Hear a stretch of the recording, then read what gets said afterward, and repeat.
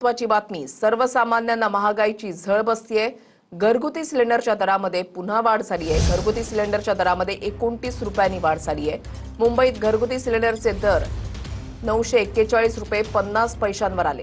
आजपासून हे नवे दर लागू होणार आहेत। 3 महिन्यांमध्ये दुसऱ्यांदा घरगुती सिलेंडरच्या दरामध्ये वाढ झालेली आहे। हिरा ढाकणे आमचे प्रतिनिधी या संदर्भातली अधिक माहिती देतील। हिरा, नक्कीच वृषाली, गेल्या 3 महिन्यामधली दुसऱ्यांदा वाढ आहे। काही दिवसापूर्वी सिलेंडरच्या दरात 60 रुपयांनी वाढ झाली होती आणि आज 29 रुपयांनी वाढ झालेली आहे। मुंबईमध्ये 942 रुपये 50 पैशाला मुंबईमध्ये 942 रुपयाला गॅस सिलेंडर आता मिळणार आहेत।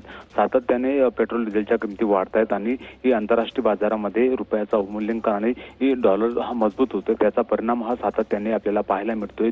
पेट्रोल डिझेल असेल किंवा व्यावसायिक सिलेंडर असेल हे सातत्याने वाढत होते, मात्र आता घरगुती सिलेंडरला सुद्धा याचा फटका बसलाय। सर्वसामान्य नागरिकांचं बजेट आता कोलमडणार आहे। 29 रुपयाची वाढ ही आजपासून लागू झालेली आहे। गेल्या काही दिवसापासून युद्ध सुरू, त्याचा फटका आता आपल्या नागरिकांना बसायला सुरुवात झाली।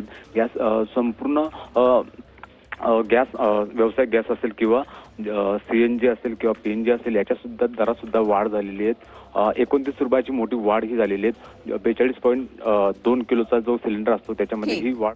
ठीक, नक्कीच धन्यवाद हिरा दिलेल्या सविस्तर माहितीसाठी।